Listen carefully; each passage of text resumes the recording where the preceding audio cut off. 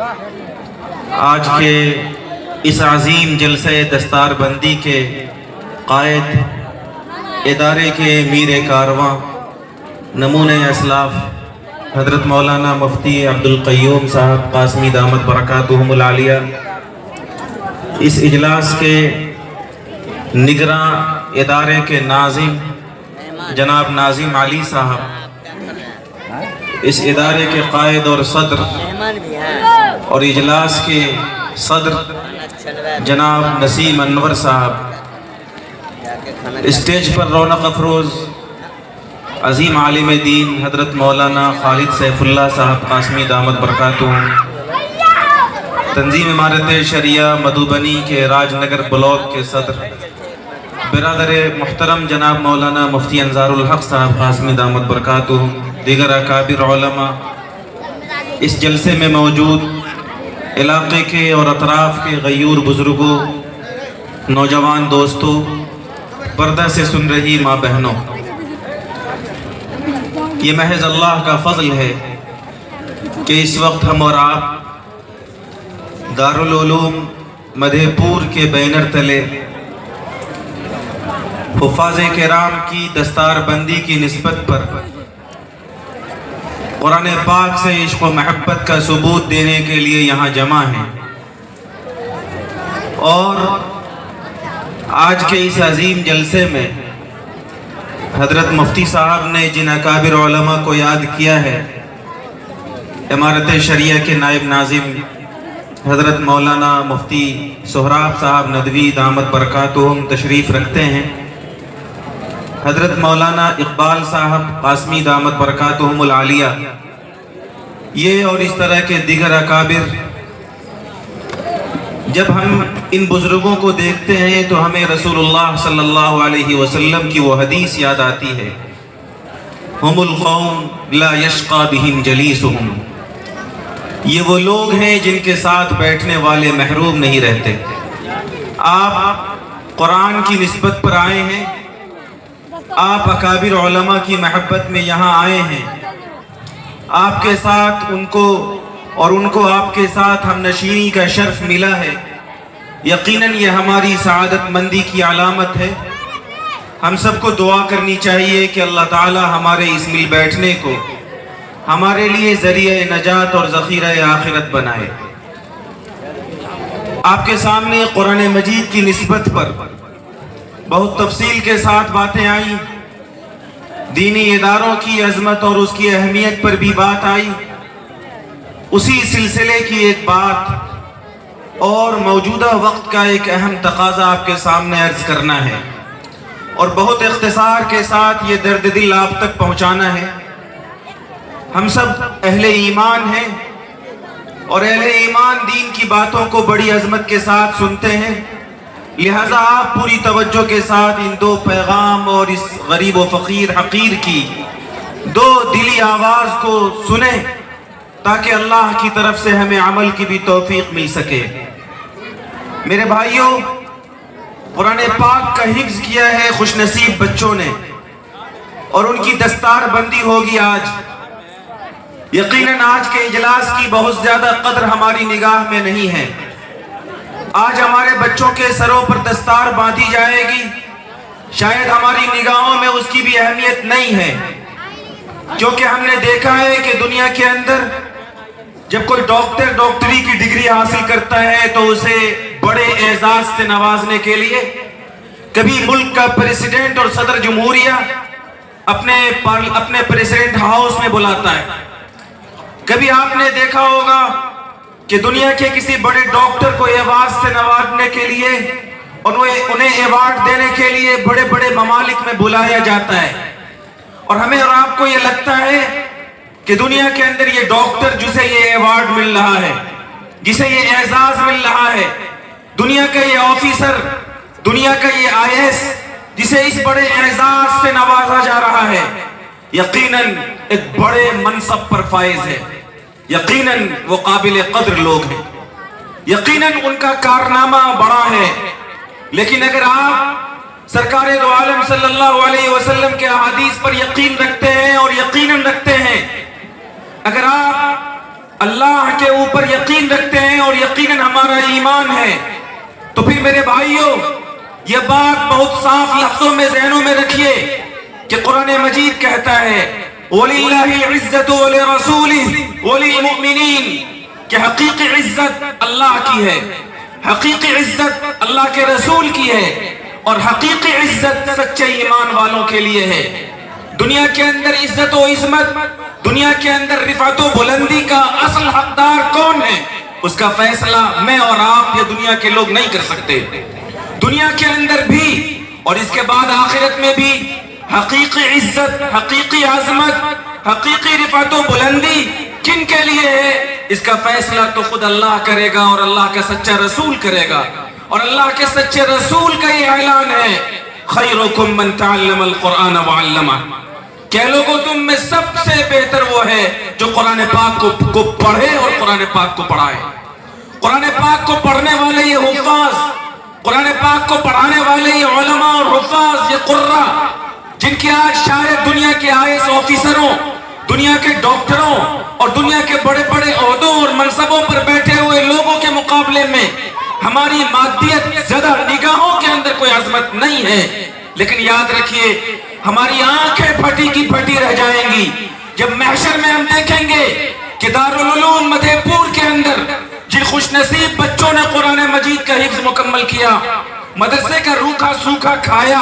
یہاں کی پھٹی اور بوسیدہ چٹائیوں پر بیٹھ کر استاذ کی سختیوں کو برداشت کر کے ان کے ماں باپ نے دنیا کی چند کوڑیوں اور چند سکوں کے لالچ کے اندر مبتلا کیے بغیر انہیں دارالعلوم میں ڈال کر اللہ کے قرآن کو اپنے سینے میں محفوظ کرنے کا موقع کیا، اور یہ بچے قرآن پاک کے حافظ ہوئے۔ پھر قرآن پاک کے حفظ کے بعد ان کی تربیت ایسی ہوئی کہ قرآن ہی ان کی زندگی کا اوڑھنا بچھونا ہوا۔ ان کی رات، ان کے دن، ان کے 24 گھنٹے قرآن پاک کے عملی ترجمان بن گئے۔ ایسے بعمل حفاظ محشر میں ان کو خطاب کیا جائے گا اقرأ ورتق ورتل کما کنت ترتل فی الدنیا،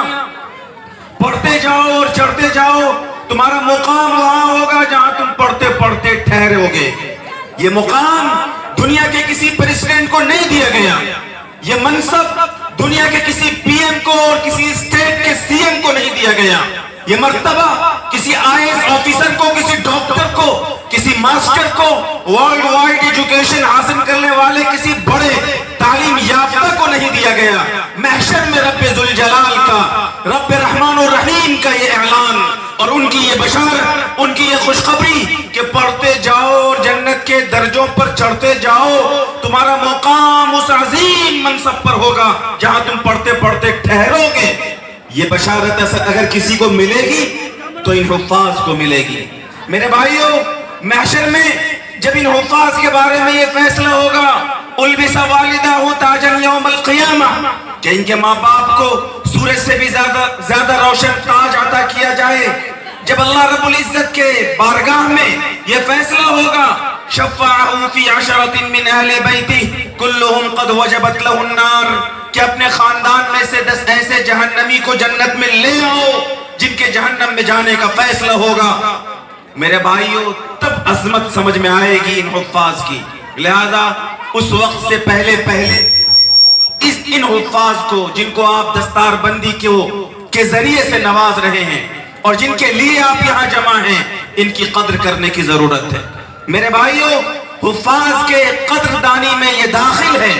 کہ ہم میں سے جو بھی صاحب ایمان یہاں بیٹھے ہیں، ہماری مائیں جو اپنے گھروں سے اور پردے سے سن رہی ہیں،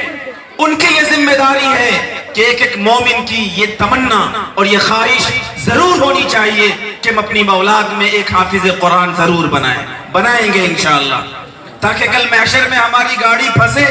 تو ہمارا یہ حافظ بیٹا، ہمارا یہ حافظ بھائی، ہمارے گھر کا یہ عزیز ہمیں اللہ کی بارگاہ میں جہنم سے نکال کر جنت میں لے جانے والا بنے۔ میرے بھائیوں، قرآن مجید کے حوالے سے اب آپ کے سامنے مزید کچھ بات آپ عرض نہیں کرنی، مجھے ایک دوسرا پیغام جو آپ کے سامنے عرض کرنا ہے وہ یہ کہ ایک موقع سے سرکار دو عالم صلی اللہ علیہ وسلم کے پاس اللہ کے عظیم فرشتے جن کے ذریعے سے قرآن مجید اتارا گیا، حضرت جبریل وہ تشریف لائے اور انہوں نے کہا